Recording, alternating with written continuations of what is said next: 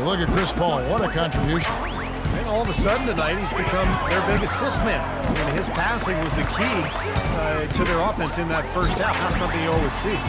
And that's not a role he usually plays, and one I'm not sure he's comfortable in, but they've needed him to make some plays today, and to his credit, he's done it.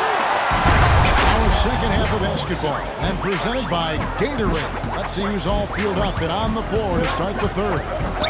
Taking a look at Los Angeles. CP3 and Jamal Crawford make the bet. Davis is out to Rick Barnes. And it's Jordan in the foul. Here's Ariza. And nothing but hair on that one. I like the work there, contesting that shot. It looked like it was going to be easy, but they forced the miss. You know what? He got it in close, but couldn't finish in traffic. It's Harden with the drive. 6 to shoot. Oniunas dishes to Harden. And out of bounds as Los Angeles gains possession. And a chance to look at some of the numbers for Trevor Ariza. How the last month of basketball was for him.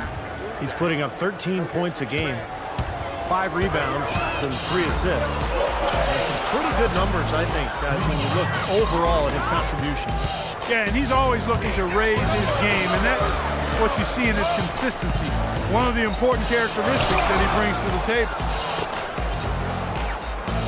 Well, when you talk about vocal leaders among NBA players, you have to put Chris Paul right at the top of the list. Always talking, a coach on the floor, but also makes his teammates better. Here's Crawford. Shot left block. Good percentage shot, though. That's one they'll take any day of the week. Everly with the ball. And Crawford picks him up defensively. Double by Crawford. And there's the call on DeAndre Jordan. And that'll be his 3rd foul so far. Houston with a big group substitution. Jones checked in for Nordstrom. Smith comes in for Oniunas. Corey Brewer's checked in for James Harden.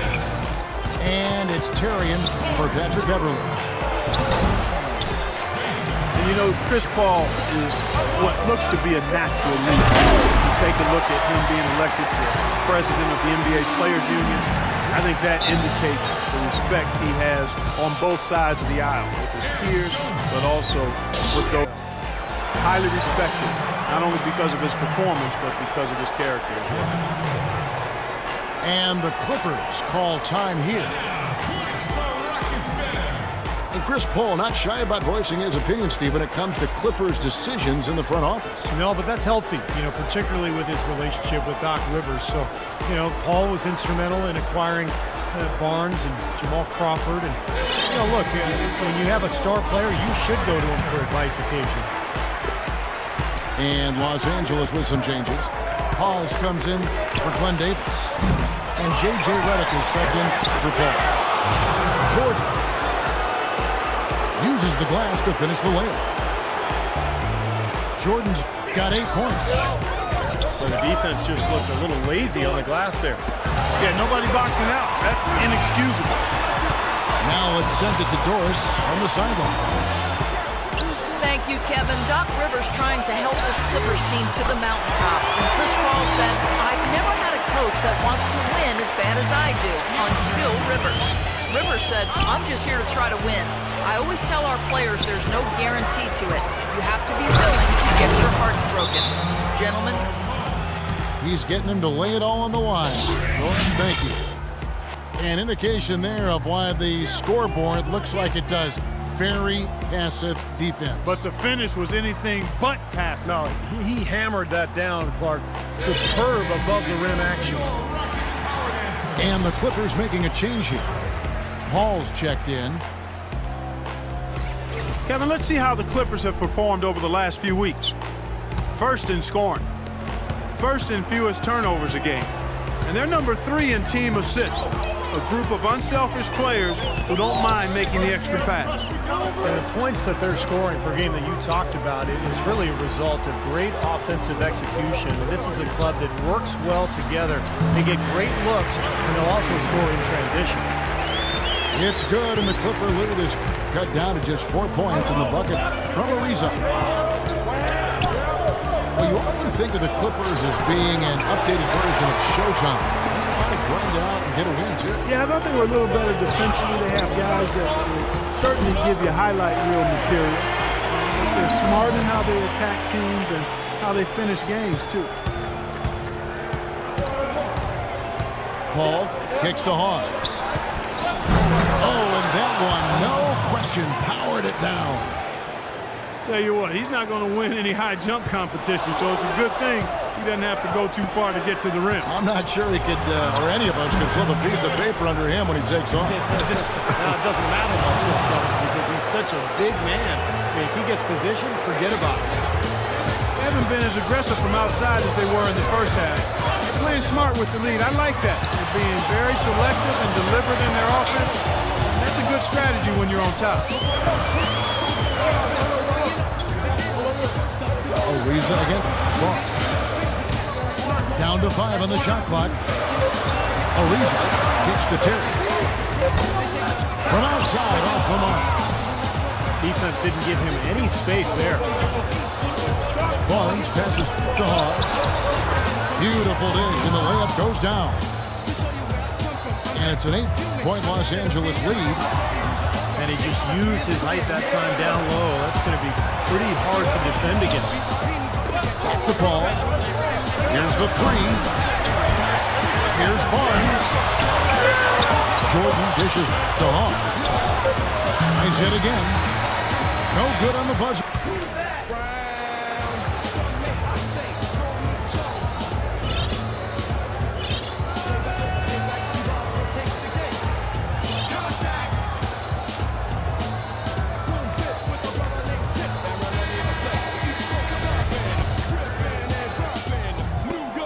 Clippers leading by 8.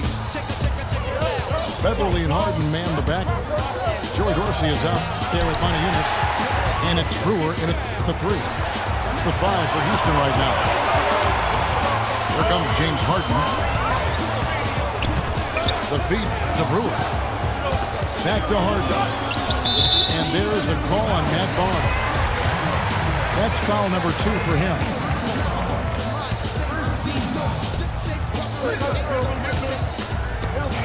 And stolen by Jordan. Yeah, you can't make that kind of an error and expect to win.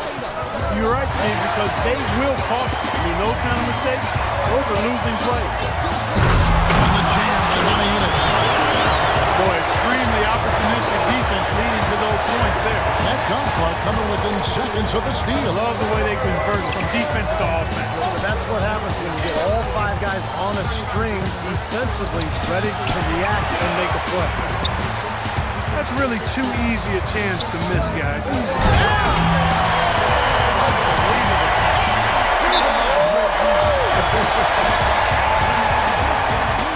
solo alley-oop. That's not something we see too often.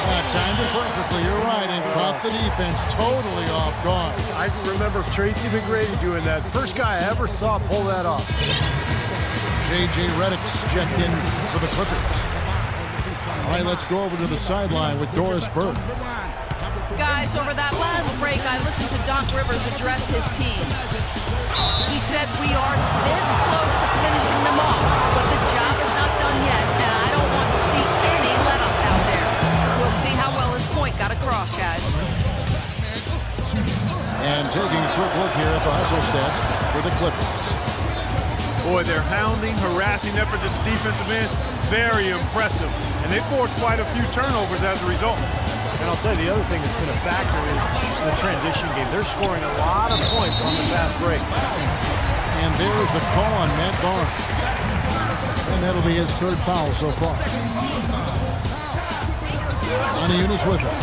He's picked up by Jordan. That's going to be out of bounds. The Rockets will retain possession. That was an awfully risky pass, guys. Lucky it didn't wind up as a steal. Well, it nearly did wind up as a steal, but no harm done in the end. They hang on to possession. Harden gets to Montezumas. And fouls called as he misses. He'll go to the line and shoot 2. It's on Spencer Hawes.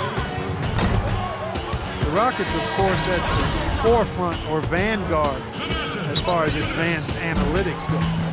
Some in the NBA have stopped, but hey, they're doing something right. Jamal Crawford, he's checked in for the Clippers. Now here's Paul. Defense right out. And he gets it to go. Paul's